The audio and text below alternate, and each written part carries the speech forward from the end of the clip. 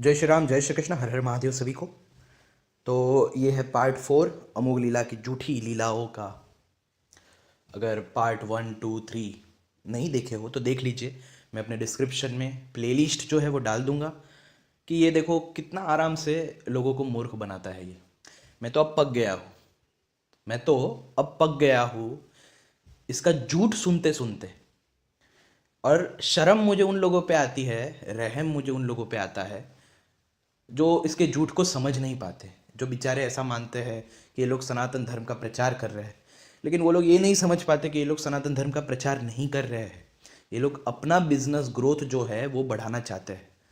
अपना जो इस्कॉनिज़्म है, हरे कृष्णा जो मतलब इनकी कम्युनिटी है, वो बढ़ाना चाहते हैं ताकि आगे जाके ये रूल कर सके। और ये सब जूइश मिशनरीज और ये सब का प्लान है जो लोग समझ नहीं पा रहे हैं। अब देखो, गौड़िया वालों ने ये धंधा शुरू किया था चैतन्य महाप्रभु के नाम पे, झूठी झूठी कहानियां लिखकर गढ़कर। चैतन्य महाप्रभु अद्वैतवादी थे और उनकी पूरी हिस्ट्री को गौड़िया वालों ने बदल दिया था। झूठ झूठ सब कुछ लिख दिया चैतन्य महाप्रभु के नाम पे, और चैतन्य महाप्रभु के नाम से इनका धंधा शुरू हुआ। और आज इस्कॉन ने ये सोच लिया है कि चैतन्य महाप्रभु को भी बदलकर प्रभुपाद के नाम से हमें बिजनेस करना चाहिए। यस, प्रभुपाद के नाम से हमें बिजनेस करना चाहिए। वो मैं बाद में समझाऊंगा, पहले ये सुनो कितना आराम से झूठ बोल रहा है। पहले इसका झूठ सुनो, फिर मैं बाद में समझाऊंगा कि इन लोगों का रियल प्लान क्या है जो लोग समझ नहीं पा रहे। सुनो इसे। शिवरात्रि का बहुत ही शुभ दिन है और शिवरात्रि जो है हमारे लिए विशेष इसलिए भी बिकॉज शिवजी जो है हमारे लिए परम वैष्णव है, महान वैष्णव है। और जो 4 वैष्णव संप्रदाय हैं उनमें से एक के जो एचओडी है वो शिवजी भी हैं। एक समय शिवजी जो है कीर्तन भी कर रहे थे और कीर्तन करते हुए देखा तो कीर्तन कर रहे थे ना उनकी। देखो, इनके लिए शिवजी एक परम वैष्णव है, उनके अलावा और कुछ भी नहीं है। चलो, वो तो हम सब जानते हैं, लेकिन ये देखो झूठी कहानी कैसे बनाता है ये। और ब्रेनलेस लोग जिनको थोड़ी सी भी बुद्धि नहीं है, वो लोग कैसे देखो इसकी कहानी से फंस भी जाते हैं और ताली भी बजाने लगते हैं। अब ये सुनो क्या बोल रहा है कि कृष्ण, देखो ये पूरी अच्छे से सुनना, आपको मैं फिर बाद में समझाऊंगा। इनकी आंखों बहुत अश्रु आ रहे हैं। कहते हैं पतिदेव आपकी आंखों में ऐसे अश्रु, मुझको बताइए मैं ऐसा क्या नाम लूं जिसमें आंखों में अश्रु आए? या तुम राम नाम लो तो ठीक है। तो ये अब राम नाम का कीर्तन करने लगे लेकिन इनकी आंखों में अश्रु नहीं आ रहे। कहते पतिदेव, बोल रहे महादेव जी जो थे वो कीर्तन कर रहे थे और आंखों से अश्रु आ रहे थे। तो पार्वती जी ने पूछा क्यों आ रहे थे, तो उन्होंने बोला राम नाम लो तुम्हें भी आएंगे। लेकिन पार्वती जी ने राम नाम का कीर्तन किया, लेकिन उनको अश्रु नहीं आए। फिर देखो, आंखों में अश्रु नहीं आ रहे। कीर्तन कर रहे हो, डांस कर रहे हो, लेकिन अश्रु नहीं आ रहे। कहते अच्छा ऐसा करो फिर तुम कृष्ण नाम ले लो। फिर कृष्ण नाम लो, कृष्ण नाम किया उन्होंने, कृष्ण नाम का कीर्तन भी किया, लेकिन ये अश्रु नहीं आ रहे। आपके अश्रु आ रहे हैं, आप नृत्य कर रहे हो, आपके अश्रु आ रहे हैं, मेरे नहीं आ रहे। क्या ठीक है, फिर जो मैं नाम ले रहा हूँ ना भी वही नाम ले लीजिए। सुना आपने यहाँ पे पार्वती जी ने कहा कि कृष्ण नाम मैंने लिया, यानी फिर बाद में उन्होंने कृष्ण का नाम दिया। तो पार्वती जी ने उससे भी कीर्तन किया, लेकिन फिर भी अश्रु नहीं आ रहे थे। पार्वती जी ने कहा मुझे इससे भी अश्रु नहीं आ रहे। तो अब क्या बोल रहे हैं ये कि महादेव जी ऐसा बोलेंगे कि गौरांग का नाम लो। गौरांग यानी समझते हो आप, चैतन्य महाप्रभु, जिनको ये भगवान बना के बैठे हैं। हालांकि भक्त और भगवान एक ही होता है अद्वैत के अनुसार। जो सेल्फ रियलाइज्ड हो जाता है उनमें और ब्रह्म में कोई अंतर नहीं रहता, क्योंकि जो ब्रह्म को जानता है वो ब्रह्मविद ब्रह्मैव भवति, इसलिए कोई अंतर नहीं है।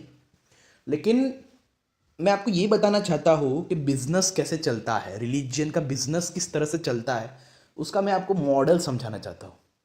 देखो, जितना नया वो होगा ना, क्या कहते हैं, अवतार, उतना ज़्यादा चांस है उस पर बिजनेस करने का। राम जी पुराने हो गए, अभी तक कृष्ण नए नए थे, लेकिन गौड़िया वालों ने कृष्ण को रिप्लेस करके एक तरह से गौरांग चैतन्य महाप्रभु को कृष्ण का अवतार बता के फिर उस नाम से बिजनेस करना शुरू किया। तो ये अमोघ लीला इनडायरेक्टली ये बताना चाहता है कि राम नाम में भी वो दम नहीं है और कृष्ण नाम में भी वो दम नहीं है। वो नाम सिर्फ और सिर्फ गौरांग यानी चैतन्य महाप्रभु का नाम जपने से ही तुम्हें परम आनंद मिलेगा। इसने इनडायरेक्टली ये बताने की कोशिश की। अब यही नाम इन लोगों का, इस्कॉन वालों का आपने सुना ही होगा, अमोघ लीला। बोलता है प्रभुपाद, प्रभुपाद का नाम ले लो सब हो जाएगा। तो अब इनका धंधा बन गया है प्रभुपाद। इसको सुनो। गौरंग का नाम लो। और फिर पार्वती मैया ने भी और शिवजी ने भी, दोनों ने मिलकर के गौरंग नाम का कीर्तन किया। और गौरंग नाम का कीर्तन करते करते फिर क्या हुआ, शिवजी की आंखों से भी आंसू बह रहे हैं, पार्वती मैया की भी आंखों से आंसू बह रहे हैं। गौरंगा गौरंगा गौरंगा गौरंगा बाद शिव जी और पार्वती ने गौरंग नाम का कीर्तन करके जो है प्रेम अश्रु की आंखों से बह रहे हैं इस प्रकार से।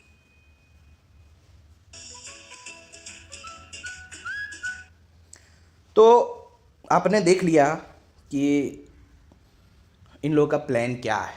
अब मैं समझाता हूँ आपको और एक चीज़। आप लोगों ने देखा होगा ये लोग प्रभुपाद की बड़ी झूठी झूठी कहानियाँ बनाते हैं, प्रभुपाद ने इतना स्ट्रगल किया उतना स्ट्रगल किया। लेकिन मैं आपको बस इतना कहना चाहूँगा कि प्रभुपाद के गुरु के बारे में सर्च करना। प्रभुपाद के गुरु ने पहले से ही फॉरेन में बहुत सारे इंस्टीट्यूशंस खोल रखे थे, गौड़िया मठ खोल रखे थे। लेकिन आपको जानबूझकर प्रभुपाद को ऐसा दिखाया जाता है, ये इनकी चालाकी है, ताकि आप ऐसा समझो कि प्रभुपाद ने इतना मुश्किल काम कर दिया, इतना महान काम कर दिया, तभी तो आप उन्हें अवतार देख पाओगे ना। इसलिए ये लोग जानबूझकर प्रभुपाद के लिए भी ऐसी ही झूठी झूठी कहानियां आपको बताते हैं। प्रभुपाद ने कोई स्ट्रगल नहीं किया है, सब के सब जूविश मिशनरीज के कहने पे प्रभुपाद और ये प्रभु जी ने सब कुछ किया है।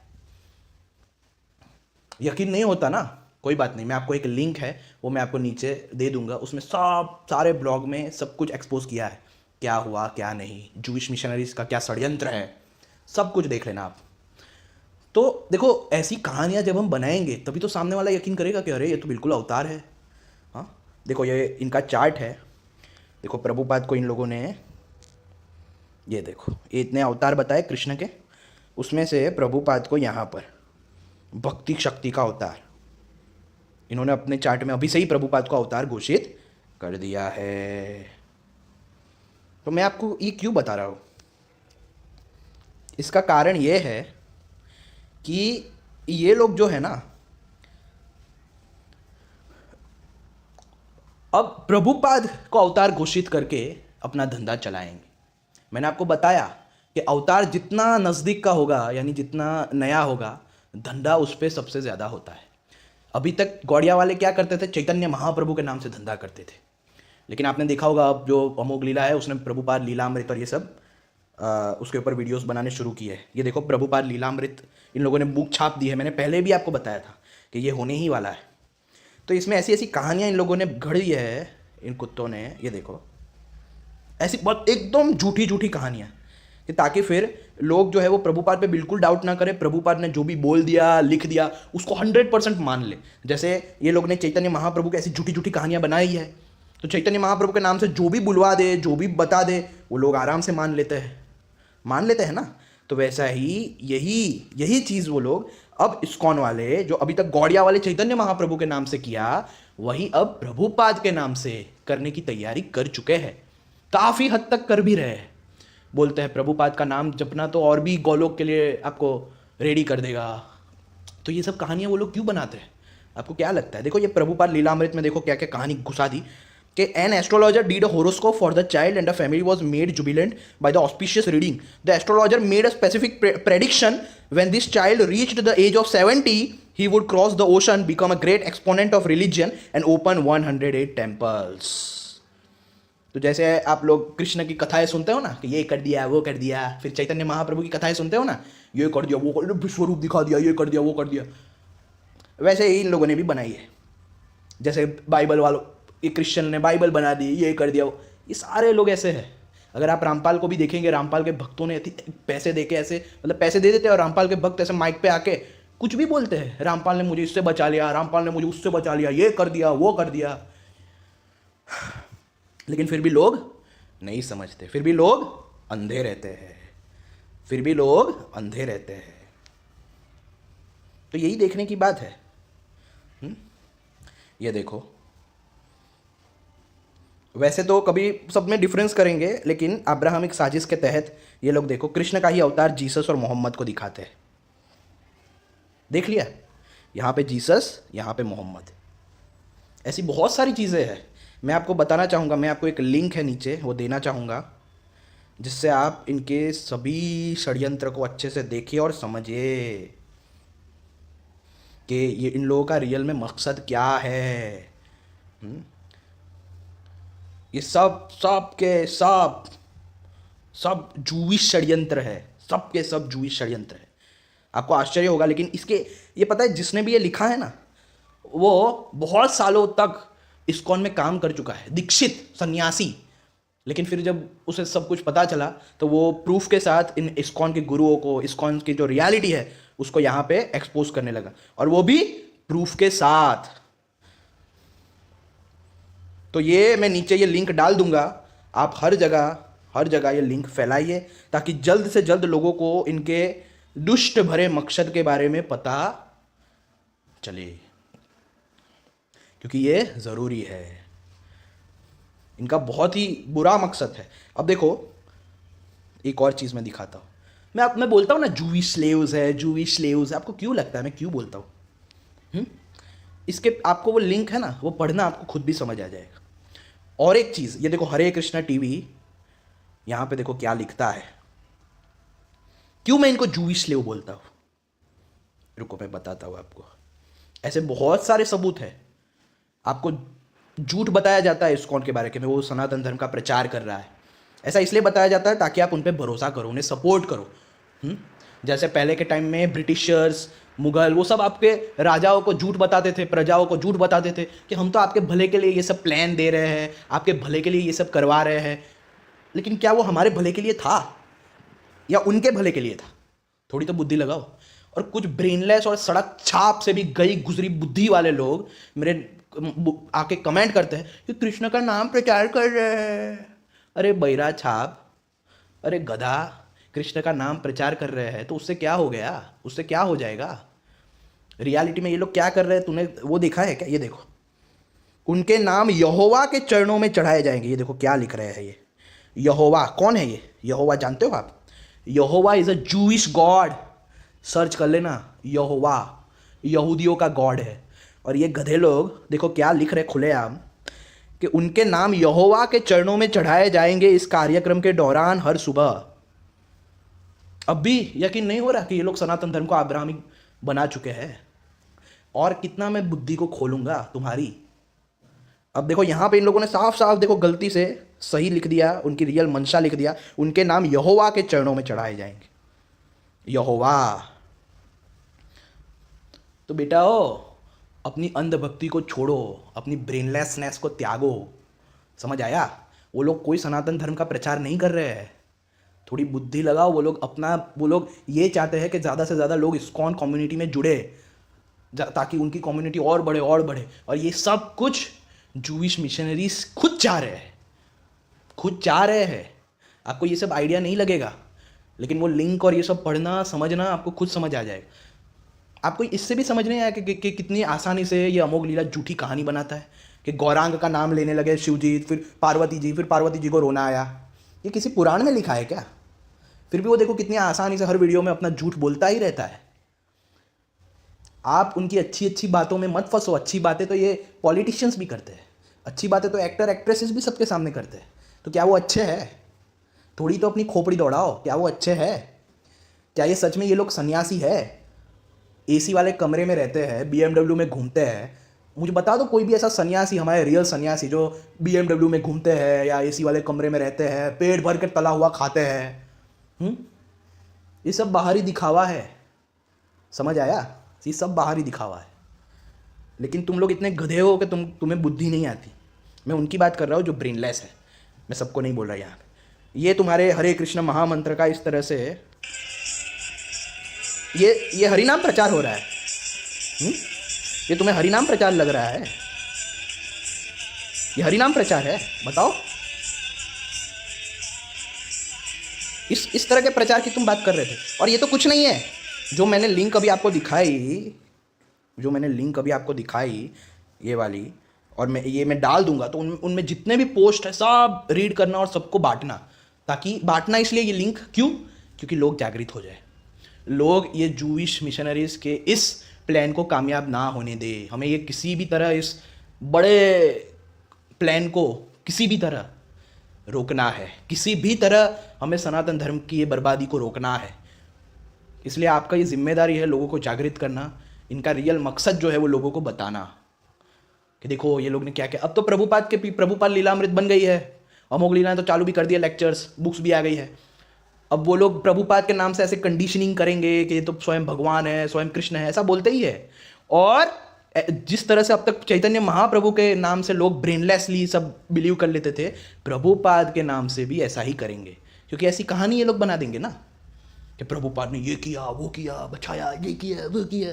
हालांकि उनके भगवान उन्हें जहर से नहीं बचा पाए, वो बात अलग है, वो बात अलग है, वो तो भाई ऐसे ही।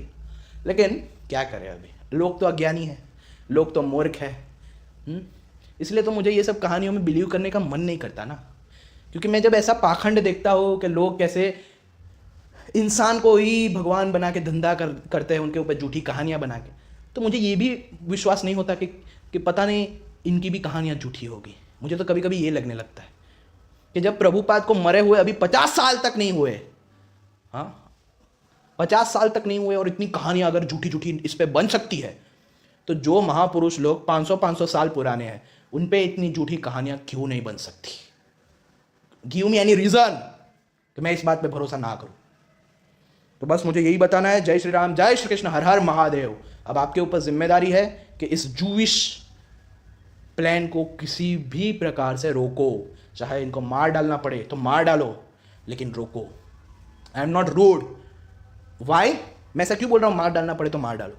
क्योंकि इनकी सोच ऐसी ही है, अगर इनकी पॉपुलेशन बढ़ गई ना तो ये लोग आपको मार डालेंगे। क्यों? ये प्रभुपाद ने खुद बताया है। रुको मैं बताता हूँ।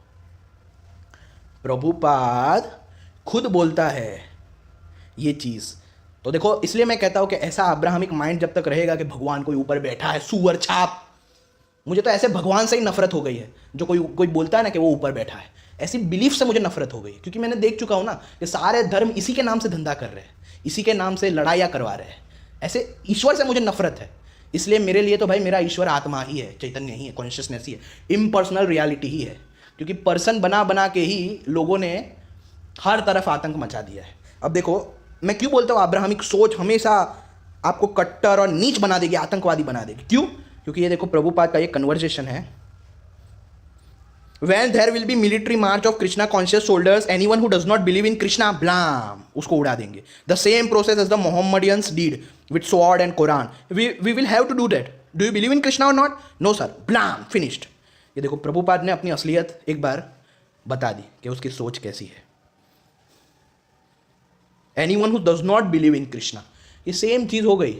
सेम चीज़ अल्लाह बाइबल वाले यही करते हैं। अभी भी आपको कोई शक है कि ये लोग अब्राहमिक है इस बात पे? इसीलिए मैं ये कहता हूँ कि साला ऐसे लोगों को ही नहीं रहना चाहिए जो ऐसा मानता हो भगवान कोई ऊपर बैठा व्यक्ति है। ऐसे लोगों को देख के ही वहाँ से हट जाओ, क्योंकि ऐसे लोग आतंकवादी सोच वाले हैं। प्रभुपाद को देख लो, इस्कॉन वालों को देख लो, ऐसे सब लोग आतंकवादी सोच वाले ही होते हैं। इस्लाम को देख लो, क्रिश्चियंस को देख लो। तो जब तक भगवान को कोई पर्सन मानोगे कि ऊपर बैठा है, वो पता नहीं कितना नपुंसक है कि ऊपर बैठा रहता है, हाँ, अपने बच्चों को दुख में छोड़कर। हाँ, ऐसे भगवान को तो कोई नहीं मानेगा, कोई बुद्धिमान व्यक्ति तो बिल्कुल नहीं मानेगा। तो देखो, ऐसा ही माइंडसेट आपका हो जाएगा। मुझे तो नफरत होने लगी है अब, जब भी मैं ऐसे तर्क, ऐसी बातें सुनता हूँ या पढ़ता हूँ, तो मुझे इस बिलीफ पे और नफरत हो जाती है कि भगवान कोई ऊपर बैठा व्यक्ति है। भले ही आपको बुरा लगे, लेकिन यही सच है। जय श्री राम, जय श्री कृष्ण, हर हर महादेव।